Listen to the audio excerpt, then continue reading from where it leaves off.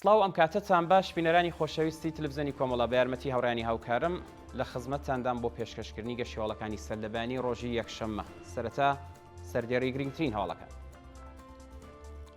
داخوازی بنەماڵەی حەیدەرانلوو لە ڕێکخراوە نێودەوڵەتیەکان بۆ پێدانی تەرمی حەمید، بەڕێوەچوونی کۆنفرانسی یەک هەڵوێستی کورد لە ڕۆژاوای کوردستان، کوژران و برینداربوونی 520 کەس بەهۆی تەقینەوە لە بەندەر ڕەجایی، بەڕێوەچوونی فستیواڵی کوچە وێڕای هەڕەشە ناوەندە ئەمنیەتیەکانی بوشێر، بەیانیەی هاوبەشی ڕێکخراوە کرێکاری و سنفیەکانی ئێران بە بۆنەی 1 مەی، بانگەوازی معەلیمان و کرێکارانی ئێران بۆ خۆپیشاندان لە ڕۆژی جیهانی کرێکار، و بەڕێوەچوونی گەڕی سێهەمی دانوستانەکانی ئێران و کۆماری ئیسلامی لە عومان.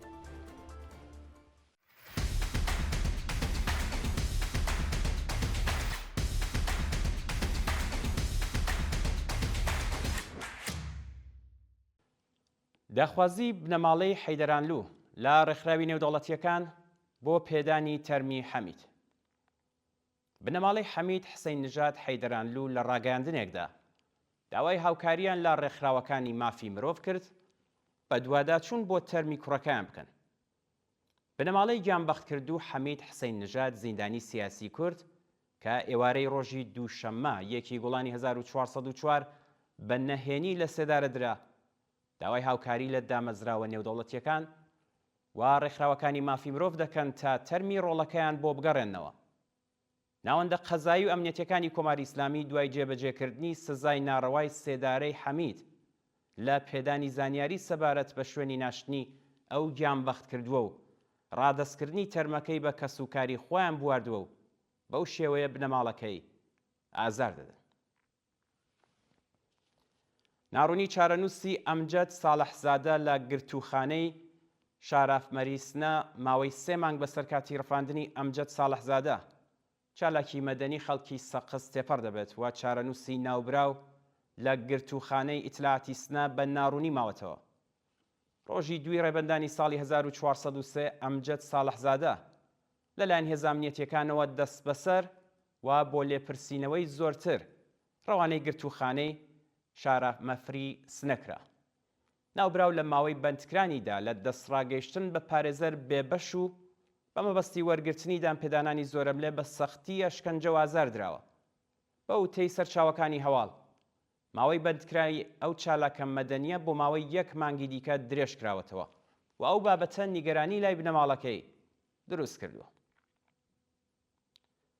بەڕێوەچوونی کۆنفرانسی یەک هەڵوێستی کورد لە ڕۆژاوای کوردستان ڕۆژی شەممە 6 گوڵانی 1404 کۆنفرانسی یەک هەڵوێستی کورد بە بەشداری نزیکەی بە 50 پارتی سیاسی کورد لە شاری قامیشلووی ڕۆژاوای کوردستان بەڕێوەچوو.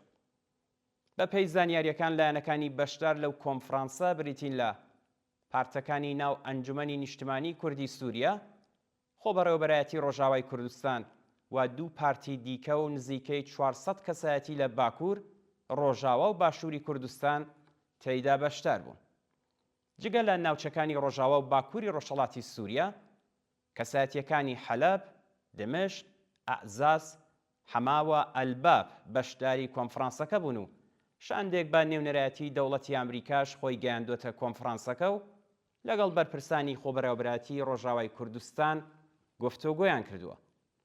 ئامانج لەم کۆنفرانسە ڕاگەیاندنی یەک هەڵوێستی کورد و پێکهێنانی شاندێکی هاوبەشی کوردی بۆ دانوستان لەگەڵ حکوومەتی نوێی سووریا بە مەبەستی دەستەبەرکردنی مافەکانی گەلی کورد لە ڕۆژاوای کوردستانە.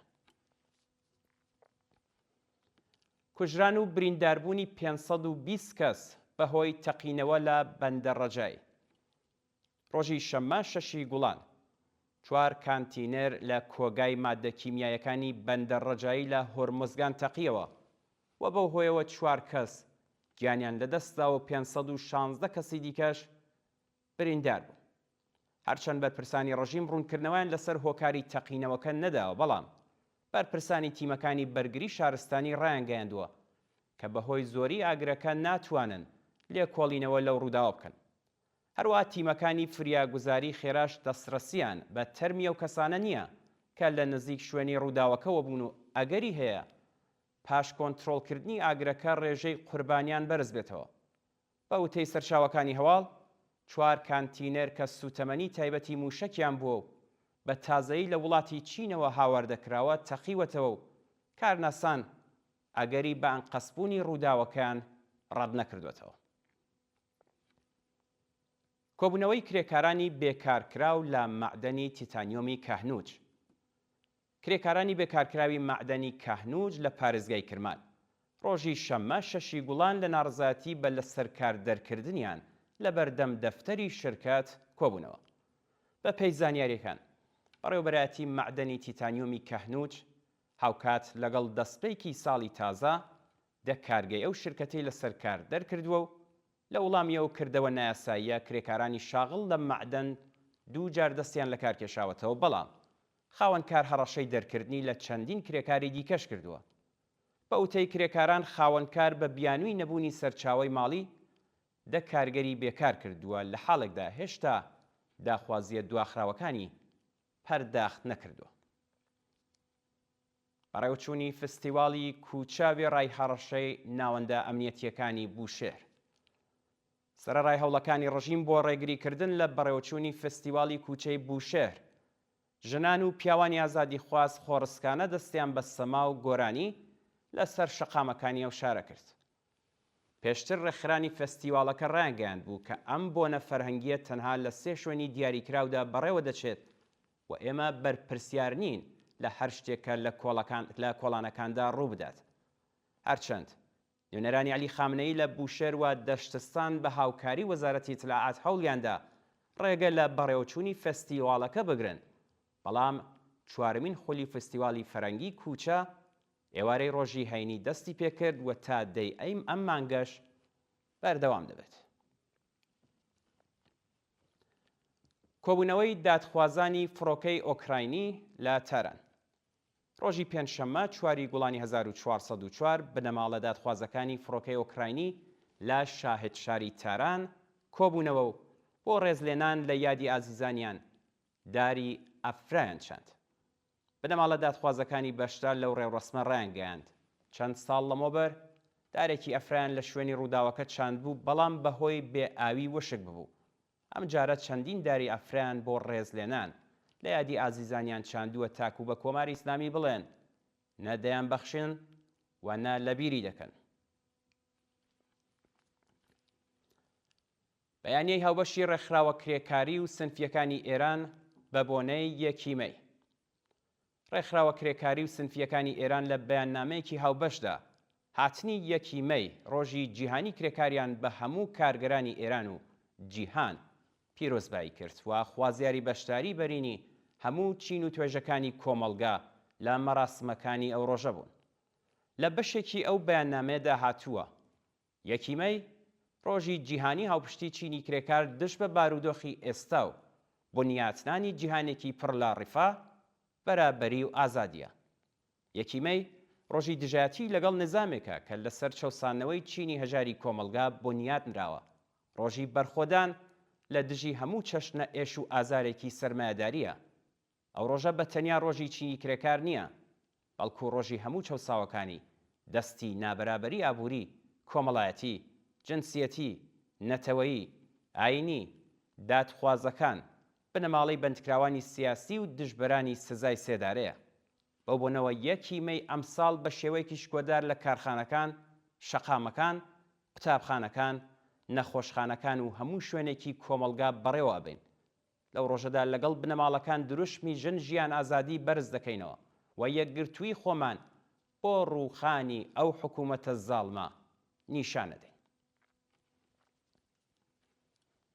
بانگەوازی معەلیمان و کرێکارانی ئێران بۆ خۆپیشاندان لە ڕۆژی جیهانی کرێکار. معەلیمان و کارگەرانی ئێران لە بانگەوازێکدا داوایان لە هەموو چین و توێژەکانی کۆمەڵگا کرد لە ڕۆژی جیهانی کرێکار هاوڕێ لەگەڵ معەلیمان، کرێکاران، خانەنشینکراوان، قوتابیان، خوێندکاران، ژنان و پەرستاران لەسەر شەقامی شارەکاندا خۆپیشاندان بکەن.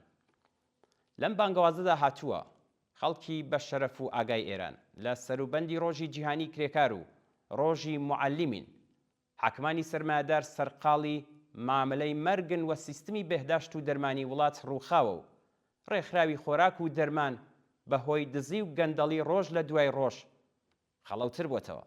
قوتابخانەکان بۆتە شوێنی تراتێنی پۆلیس و هێزە سەرکوتگەرەکان.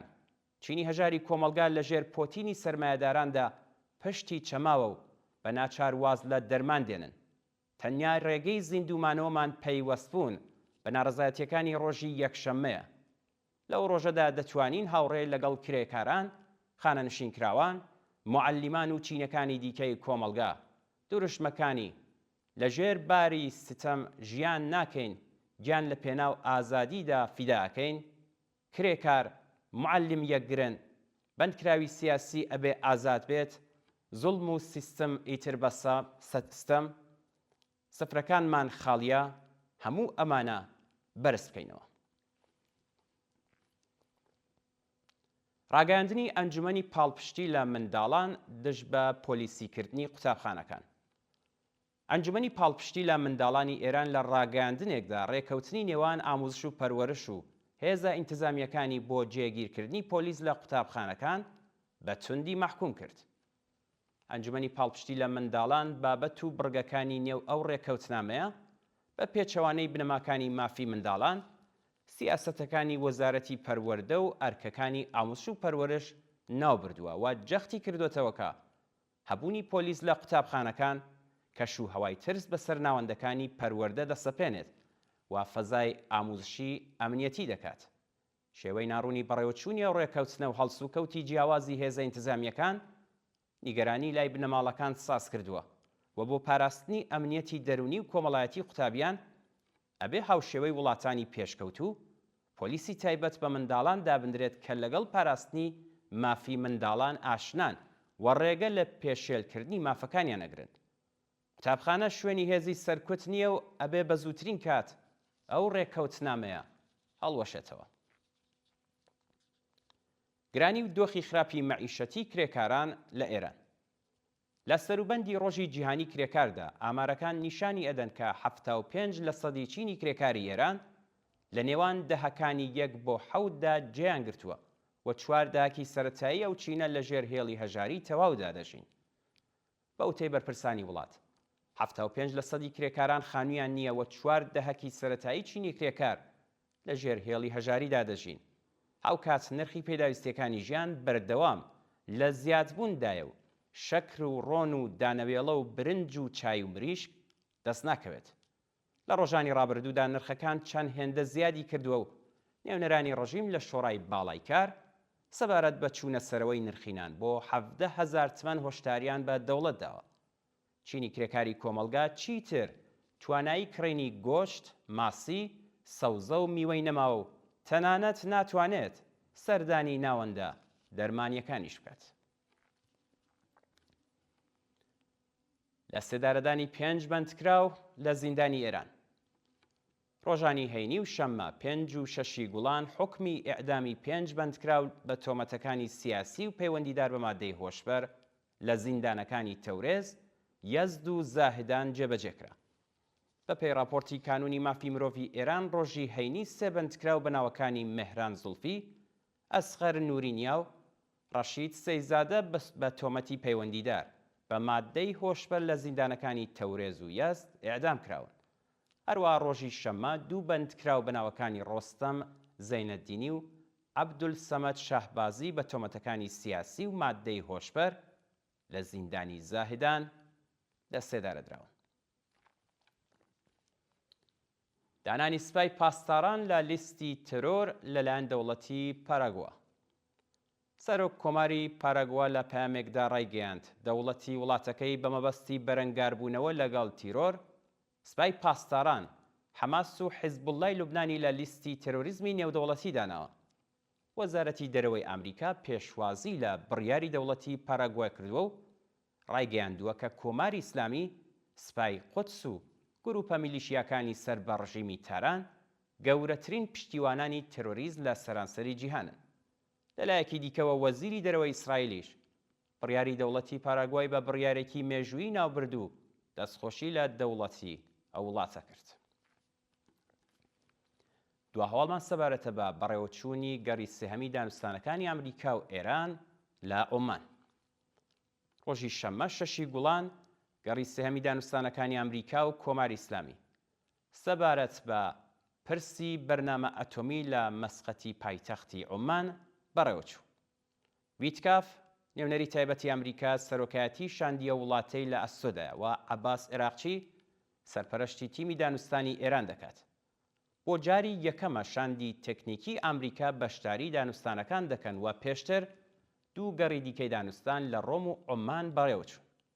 هەرچەند هەندێک لە سەرچاوەکانی هەواڵ ڕایانگەیاندووە کە پرسی موشەکی و گروپە نیابەتیەکانی کۆماری ئیسلامیش دەخرێتە بەرباس، بەڵام بەرپرسانی ڕژیم ئەو دەنگۆیانە ڕەت دەکەنەوە و دەڵێن دانوستانەکان تەنیا لەسەر پرسی ئەتۆمیە و بابەتەکانی بەرگری و موشەکی ناگرێتەوە. بەڵێ ئازیزان گەشتیاڵەکانی سەلەبانیتان پێشکەش کرا. هەر شاد و بەختەوەر.